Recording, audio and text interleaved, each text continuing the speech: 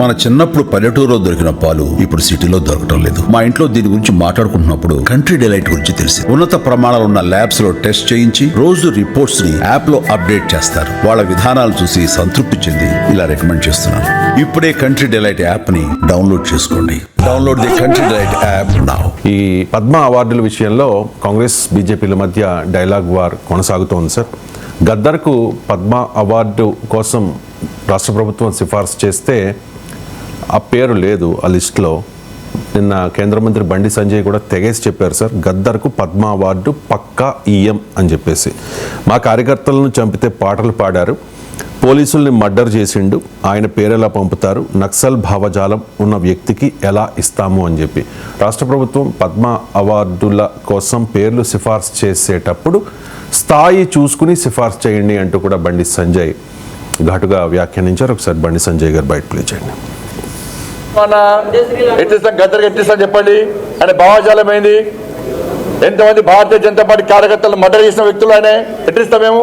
పక్కయ్యాం. మా కార్యకర్తలను చంపితే మా కార్యకర్తలు చంపిన కార్యకర్తలను పాటలు పాడిన వ్యక్తి గద్దర్. అనేక మంది పోలీసులను ఎన్కౌంటర్ చేసిన విషయంలో గద్దర్. ఎట్లిస్తాం? మీరు వంశం ఇస్తాం ఏంటి అవార్డ్స్? భయపడే ప్రసక్తి లేదు, ఎన్నికల ప్రసక్తి లేదు. వందల మంది భారతీయ జనతా పార్టీ కార్యకర్తలు నమ్మిన సిద్ధాంతం కోసం భారత్ మాతా కీ జై అని చెప్పి ఆందోళన చేస్తుంటే నక్సల్స్ భావజాలం గద్దర్ మా కార్యకర్తలు హత్య చేయించిండు. ఎన్ఐహెచ్ ఎంక్వైరీ చేసింది గద్దర్ గారి మీద. అనేక మంది పోలీసులను ఎన్కౌంటర్ పేరుతో మర్డర్ చేసిండు. అటువంటి వ్యక్తిని ఏ విధంగా పంపుతారు ఇవాళ? ఇది ఈ రాష్ట్రము మరి పోయినసారి వచ్చినప్పుడు కూడా తెలంగాణకు అప్పుడు ఏమన్నారు మరి? అప్పుడు ఈ రాష్ట్రము ఆ రాష్ట్రము, ఈ ప్రాంతము ఆ ప్రాంతం అని చెప్పి ఎటువంటి ఆలోచన ఉండదు. ఈ రాష్ట్రానికి ఇవ్వాలి, ఈ రాష్ట్రానికి ఇద్దని ఎక్కడ ఉండదు. ఇవన్నీ మళ్ళీ వస్తారు. తెలంగాణ సెంటిమెంట్ను మీరు రగిలిసిన తెలంగాణ ప్రజలు అన్ని తెలుసు. ఎవరు తెలంగాణ సెంటిమెంట్తో లాభపడ్డారు, ఎవరు అమాయకులు ఇలా బలైపోయారు, ఇవాళ ఎవరు లాభపడ్డారు, ఇలా ఎవరి వల్ల తెలంగాణ రాష్ట్రం అభివృద్ధి చెందుతున్నది, ఎవరు నిజమైన తెలంగాణ కోసం ఇలా బిల్లును ప్రవేశపెడితే సపోర్ట్ చేసారు, ఎవరి సపోర్ట్, ఏ పార్టీ సపోర్ట్ వల్ల తెలంగాణ రాష్ట్రం వచ్చింది.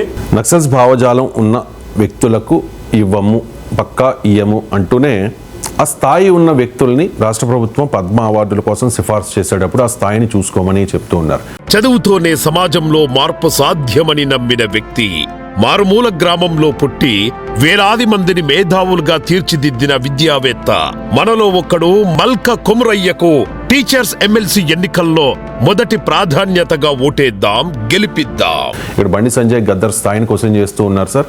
అండ్ నక్సల్ భావజాలం ఉన్న వాళ్ళు ఈ అవార్డుకు అర్హులు కాదు అనేది బండి సంజయ్ అభిప్రాయం. అంటే భారతీయ జనతా పార్టీ నాయకుడు గద్దర్కు పట్ల ఇంకా వేరే రకంగా ఎలా మాట్లాడతారు అది ఊహించవచ్చు. ఎందుకంటే ఆయన ఈజ్ క్లియర్లీ కమ్యూనికేటింగ్ డిప్లొమసీగా సంబంధం లేదు. బండి సంజయ్ స్టైల్ ఏంటంటే ఆయన పార్టీ ఐడియాలజీ, ఆ పార్టీ కార్యకర్తల ఎమోషన్స్, వాటిని డైరెక్ట్గా కనెక్ట్ అవుతాడు. ఈ డజంట్ బిలీవ్ ఇన్ డిప్లొమసీ, అటు ఇటు మాట్లాడే అలవాటు ఉన్న వ్యక్తి కాదు. అందుకే అంత పాపులర్ కూడా అయ్యాడు వాళ్ళ పార్టీ కార్యకర్తల శ్రేణుల్లో. అందువల్ల I can expect BJP stand అని చెప్పాడు. కానీ మనకు అర్థం కావాల్సింది పద్మ అవార్డులు బీజేపీ అవార్డులు కావు, భారతీయ జనతా పార్టీ అవార్డులు అయితే వాళ్ళ ఐడియాలజీకి లింక్ అయి ఉన్న వాళ్ళకి వచ్చి తప్పలేదు. ఒకటి, ఇది కేంద్ర ప్రభుత్వ అవార్డు మాత్రమే కాదు, జాతీయ అవార్డు. ఇప్పుడు కేంద్ర ప్రభుత్వ అవార్డు అయితే కేంద్ర ప్రభుత్వం మాత్రమే నిర్ణయం తీసుకున్న అది జాతీయ అవార్డు. పద్మ అవార్డులు అనేది దేశానికి సంబంధించిన. ఇప్పుడు తెలంగాణ పద్మ అవార్డులు ఉండవు కదా, ఆంధ్రప్రదేశ్ పద్మ అవార్డులు ఉండవు కదా. మరి జాతీయ అవార్డులు అయినప్పుడు ఫెడరల్ స్ఫూర్తి ఏం చెప్తుంది? కోఆపరేటివ్ ఫెడరలిజం అని మోడీ చెప్తున్నాడు కనుక ఫెడరల్ స్ఫూర్తి ఖచ్చితంగా రాష్ట్ర ప్రభుత్వాల పాత్ర ఎంతో కొంత ఉండాలి ఆ అవార్డులు ఇవ్వకుండా. నిజమే రాష్ట్ర ప్రభుత్వాలు పంపిన పేర్లలో అర్హత లేని వాళ్ళు ఉంటే కేంద్ర ప్రభుత్వం ఆలోచించవచ్చు, కాదని నేను అంటలేదు. రాష్ట్ర ప్రభుత్వం పంపిన ప్రతి పేరును ఆటోమేటిక్గా ఆమోదించమని చెప్పడం లేదు. కానీ రాష్ట్ర ప్రభుత్వాల సే అయితే ఖచ్చితంగా ఉండాలి. ఎందుకంటే అది ఫెడరల్ స్ఫూర్తి కనుక రాష్ట్ర ప్రభుత్వమైనా కేంద్ర ప్రభుత్వమైనా రాజకీయాలకు అతీతంగా దేశ జాతి నిర్మాణానికి దేశంలోని వివిధ రంగాల కళలు, సాహిత్యము, శాస్త్ర విజ్ఞానము, క్రీడలు, సామాజిక జీవితము, పబ్లిక్ లైఫ్, ఇలా అందులో కేటగిరీస్కి అనుగుణంగా ఆ కేటగిరీస్ చేసిన సేవలకు చేయాలి. ఇప్పుడు గద్దర్కు ఇక నెక్స్ట్ క్వశ్చన్ వస్తుంది. గద్దర్ పక్క పెడదాం. తెలంగాణ వాళ్ళకి ఇవ్వలేదని కదా అసలు ఇష్యూ. రేవంత్ రెడ్డి రైజ్ చేసింది గద్దర్కి ఎందుకు ఇవ్వలేదని రైజ్ చేయలేదు. రైజ్ చేసింది ఏంటి, తెలంగాణ వాళ్లకు సరైనటువంటి ప్రాతినిధ్యం పద్మ అవార్డుల్లో లేదు అన్నది ప్రశ్న. ఓకే, గద్దర్ మీకు అభ్యంతరం, గద్దర్ మీ వాళ్ళని చంపాడు అని మీరు అంటున్నారు. మరి తెలంగాణలో తెలంగాణ సమాజం అంతా గౌరవించే వివిధ రంగాల నిష్ణాతులు నిపుణులు లేరా? అది చెప్పండి. గద్దర్ పక్క పెడతాం చర్చ కొంతసేపు. రాష్ట్ర ముఖ్యమంత్రి రైజ్ చేసింది గద్దర్ విషయం ఒకటే కాదు, తెలంగాణకు సరైనటువంటి ప్రాతినిధ్యం ఎందుకు లేదు. తెలంగాణ రాజకీయంగా చూసినా ఆంధ్రప్రదేశ్ కన్నా ఎక్కువ మంది బీజేపీ ఎంపీలకు గెలిపించింది, 8 మంది ఎంపీలకు గెలిపించింది. రాజకీయంగా చూడకూడదు పద్మ అవార్డులకు, ఒకవేళ చూసినా కూడా 8 మంది ఎంపీలను గెలిపించింది. పార్లమెంట్ ఎన్నికల్లో 35% ఓటింగ్ ఇచ్చింది తెలంగాణ. మరి తెలంగాణ పట్ల కేంద్ర ప్రభుత్వం రాజకీయ వివక్ష చూపడం ఏంటి అనేది మౌలికమైన ప్రశ్న. ఇక నెక్స్ట్ క్వశ్చన్ వస్తే గద్దర్కి ఇవ్వాలి అని. గద్దర్ నక్సలిజంలో పాల్గొన్నందుకు ఇవ్వమని ఎవరు అడగలే కదా. గద్దర్ జననాట్య మండలి ప్రారంభించినందుకు ఇవ్వమని ఎవరు అడగలే. గద్దర్ మావోయిస్టు నేపథ్యము, మావోయిస్టు పార్టీ తరఫున ప్రజాయుద్ధ నౌకగా పేరుగాంచినందుకు ఇవ్వమని అడగలే కదా. గద్దర్కి ఇవ్వమని ఎందుకు అడుగుతున్నారు? గద్దర్ మావోయిస్టు భావజాలం నుంచి పక్కకు జరిగి జన జీవితంలోకి అడుగుపెట్టి ఒక జానపద కళలకు ఒక ప్రాణం పోసి తెలంగాణ ఉద్యమానికి జీవం పోసిన ముఖ్యులు ఒకరు. అందువల్ల ఏ ప్రాతిపదిక మీద గద్దర్ని అడుగుతుందన్న పాయింట్, కళల ప్రాతిపదిక అడుగుతున్నారు కదా. గతంలో ఆయన భావజాలం అలా ఉంటే ఇప్పుడు ఈటల రాజేందర్ భావజాలం ఏంటి? ఆయన నక్సలైట్ భావజాలమే కదా. ఇప్పుడు బీజేపీ రాష్ట్ర అధ్యక్ష పదవికి పోటీ పడుతున్నాడు కదా. నక్సలైట్ భావజాలం ఉన్న వ్యక్తిని ఏబీవీపీ కార్యకర్తలను సైఫాబాద్ సైన్స్ కాలేజీలో ఈటల రాజేందర్ కొట్టలేదు నాకు చెప్పండి. ఈ సైఫాబాద్ సైన్స్ కాలేజీలో ఈటల రాజేందర్ ప్రెసిడెంట్గా ఉన్నప్పుడు జనరల్ సెక్రటరీగా చేయలేదా? ఆయన తర్వాత మనోహర్ రెడ్డి అని బీజేపీ ఇప్పుడు రాష్ట్ర ఉపాధ్యక్షుడు, ఆయన జనరల్ సెక్రటరీగా పనిచేయలేదా?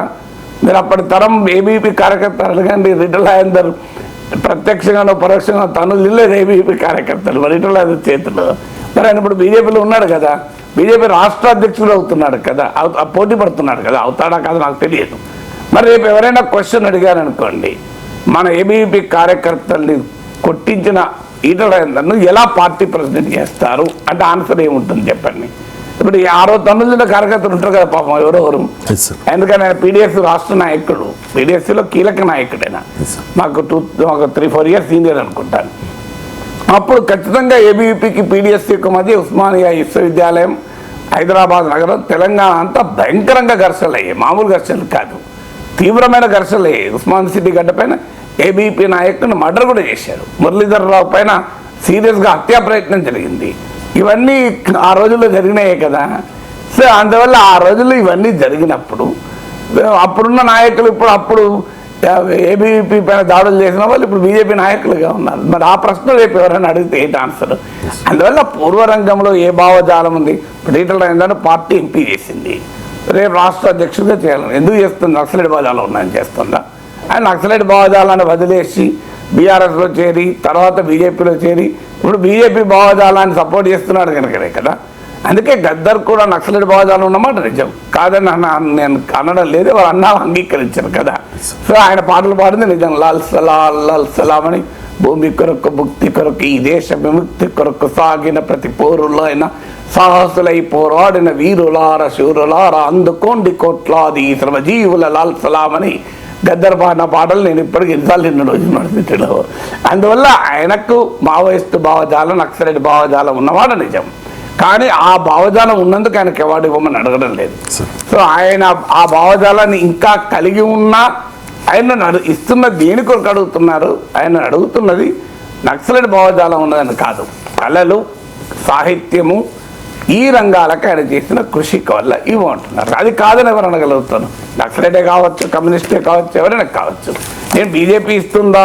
ఇవ్వదు. కాంగ్రెస్ ప్రభుత్వం సావర్కర్కు అవార్డు ఇవ్వండి, ఇస్తుందా? వీర సావర్కర్కు ఇవ్వదు. కరెక్టే, అది కాదని. కానీ బట్ ఏ రంగంలో ఐడియాలజికల్ ఇష్యూ కాదు గద్దర్ విషయంలో. గద్దర్ తెలంగాణ ఉద్యమానికి చేసిన సేవ, తెలంగాణ బానికి చేసిన సేవ, ప్రజల కళలకు, ప్రజా కళలకు చేసిన సేవ, జానపద కళలకు చేసిన సేవ, గద్దర్ పాట తెలంగాణను రూతులూగించింది కదా. తెలంగాణ ఉద్యమ కాలంలో కూడా గద్దర్ పాట తెలంగాణలో రూతదించింది. నాకు ఇప్పటికి గుర్తు, ఒక మీటింగ్ అనుకుంటాను, సబ్జెక్ట్ కరెక్షన్, పరేడ్ గ్రౌండ్స్లో ఎల్కే అద్వానీ అడ్రస్ చేసిన మీటింగ్లో గద్దర్ హాజరయ్యాడు. గద్దర్ ఆడియన్స్లో ఉన్నాడు, హాజరంటే వేదిక మీద లేదు. అద్వానీ గద్దర్ హాజరు కావడం ప్రస్తావించినట్టు కూడా గుర్తు, నాకు గుర్తు, సబ్జెక్ట్ కరెక్షన్.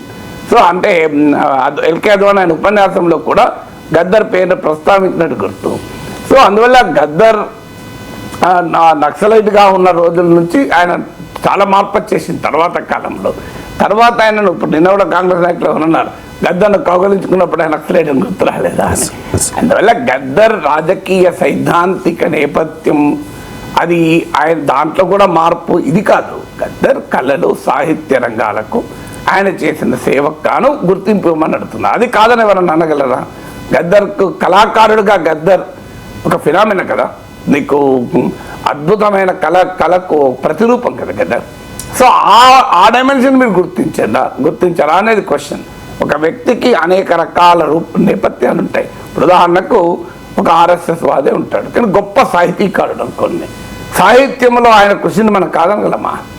అలాగే ఒక కమ్యూనిస్ట్ ఉంటాడు, కానీ ఒక విజ్ఞాన శాస్త్రంలో గొప్ప కృషి చేస్తాడు, కానీ విజ్ఞాన శాస్త్రంలో ఆయన కమ్యూనిస్ట్ కదా, ఆయన కృషి చేసేయడానికి ఆయన కాదని అనగలమా? సో అందువల్ల మనము డిఫరెన్షియేట్ చేయాల్సింది రాజకీయ సైద్ధాంతిక పరమైన అంశాలు వేరు, కళలు సాహిత్యం వేరు. అయినా రాజకీయంగా కూడా ఇంకోటి చెప్తారు. బుద్ధదేవ్ భట్టాచార్య సిపిఎం అగ్రనేత, బెంగాల్ మాజీ ముఖ్యమంత్రి, ఆయనకు మోడీ ప్రభుత్వమే కదా పద్మ అవార్డు ప్రకటించింది, పద్మభూషణ్ అవార్డు ప్రకటించారు. అంటే వాళ్ళ పార్టీ నిర్ణయం ప్రకారం ఆయన తీసుకోలేదు, అది వేరే విషయం. కానీ ఈ నరేంద్ర మోడీ ప్రభుత్వం కమ్యూనిస్ట్ నేతకే కదా, బెంగాల్లో ఆర్ఎస్ఎస్కు సిపిఎంకు మధ్య ఘర్షణలు జరగలేదా? అందువల్ల మనము ఒక దేశ నిర్మాణంలో, జాతి నిర్మాణంలో, సమాజ నిర్మాణంలో ఒక వ్యక్తికి ఉన్న పాత్ర ఏంటి అనేది ఒక దేశంగా గుర్తించాలి. బీజేపీ నాయకుడిగా that is different. Bharatiya Janata party award ఇచ్చింది, వాళ్ళు ఎవరికైనా ఇచ్చుకోవచ్చు. దేశము, కేంద్ర ప్రభుత్వం, ప్రధానమంత్రి ఒక బీజేపీకి కాదు, దేశం మొత్తానికి ప్రధానమంత్రి నక్సలైట్లో కూడా ప్రధానమంత్రి నరేంద్ర మోడీ, ఇంకోరు లేరు. కమ్యూనిస్టులకైనా ప్రధానమంత్రి నరేంద్ర మోడీ. అందువల్ల ఇది జాతి గుర్తింపు కనుక, దేశ గుర్తింపు కనుక వాళ్ళ సైద్ధాంతిక భావజాలంతో సంబంధం లేదు. జాతి నిర్మాణంలో, దేశ నిర్మాణంలో, సమాజ నిర్మాణంలో ఆయా రంగాల్లో వారికి పాత్ర ఉందా లేదా, ఇది ప్రాతిపదిక. ఆ పాత్ర ఉన్నది అని భావిస్తే గుర్తింపు ఇవ్వాలి. వారి సైద్ధాంతిక దృక్పథాలు ఏమైనా ఉండనియండి, ఆ సైద్ధాంతిక దృక్పథాలతో సంబంధం లేదు కదా మీకు. అందుకే చరిత్రలో కాంగ్రెస్ ప్రధానమంత్రి అయిన పివి నరసింహారావుకు బీజేపీ ఇవ్వలేదు. ఆయన పివి నరసింహారావు ఇది లైఫ్ లాంగ్ కాంగ్రెస్ మ్యాన్ కదా, ఆయన ఎప్పుడైనా బీజేపీ నాయకుడా? సో అందువల్ల రాజకీయాలకు మరి ఇందిరా గాంధీ కుటుంబానికి చాలా విధేయుడుగా ఉన్న నాయకుడు కదా, లాస్ట్లో ఏదో సోనియా గాంధీతో డిఫర్ కావచ్చు, కానీ మరి అలాంటప్పుడు మీరు పివి నరసింహారావు కాంగ్రెస్ ముఖ్యమంత్రికి ఎలా ఇచ్చారు అని క్వశ్చన్ అడగాలమ్మా. అందువల్ల దేశం గుర్తింపు ఇది, వారికి వీరికి కాదు కదా. ఇప్పుడు మీకు నరేంద్ర మోడీ ప్రభుత్వ హయాంలోనే 2016లో కూడా సీతారాం యెచూరికి బెస్ట్ పార్లమెంటరీ అవార్డు వచ్చింది. సీతారాం యెచూరి పార్లమెంట్లో చేసిన పని ఏంటి? ప్రతిరోజు మోడీ ప్రభుత్వాలు ఏకపారేశారు. బీజేపీ పట్ల ఒక పవర్ఫుల్ ఐడియాలజికల్ ఫైట్ పార్లమెంట్లో చేసిన నాయకుడు సీతారాం యెచూరి. మరి ఆయన బెస్ట్ పార్లమెంటరీ అవార్డు మోడీ ప్రభుత్వం ఇచ్చింది, వేరేటోళ్ళు కాదు. మోడీ ప్రభుత్వం బెస్ట్ పార్లమెంటరీ అవార్డు మోడీ ప్రభుత్వ హయాంలో వచ్చింది. ఎట్లా వచ్చింది మరి? మోడీ ప్రభుత్వ హయాంలో స్పీకర్ బీజేపీ స్పీకరే కదా, మీకు అంటే రాజ్యసభ వైస్ చైర్మన్ బీజేపీయే కదా, అయినా కూడా ఇచ్చారు కదా. అంటే ఆ రంగంలో కృషి ఉందా లేదా? బీజేపీకి వ్యతిరేకంగానే కదా ఆయన పార్లమెంటరీ లైఫ్ అంతా సీతారాం యెచూరి, వేరే లైఫే లేదు కదా. ఆయన అడుగడుగునా బీజేపీని ఎండగట్టాడు కదా, మరి ఆయన ఎలా గౌరవించారు? అందువల్ల దేశం ఇచ్చేటువంటి అవార్డులను రాజకీయ సైద్ధాంతిక చట్టంలో బిగించకూడదు. దేశం ఇచ్చే అవార్డు ఆ దేశం సాహిత్యము, కళలు, విజ్ఞాన శాస్త్రము, క్రీడలు, ఆయా రంగాల్లో మీరు సేవలు చేశారా లేదా, అది క్రైటీరియా తీసుకోండి. మీరు జానపద కళలు, జానపద సాహిత్యము, వీటిలో గద్దర్ పాత్ర ఉందా లేదా తేల్చండి. ఉంది అని తెలంగాణ కాదు, తెలుగు సమాజం అంతా భావిస్తుంది. ఉంది అని ఉన్నప్పుడు వారికి ఇవ్వాల్సిందే కదా, న్యాయంగా కదా. లేనప్పుడు మీరు చెప్పండి, లేదని చెప్పండి, అది వేరే. కానీ ఆయన పూర్వరంగంలో నక్సలైట్, ఈవెన్ ప్రస్తుతం నక్సలైట్ అయినా ఇష్యూ నక్సలిజంలో పాల్గొన్నందుకు కాదు కదా, పీపుల్స్ వార్తో సంబంధాలు ఉన్నందుకు అవార్డు ఇవ్వమని ఎవరు అనడం లేదు కదా.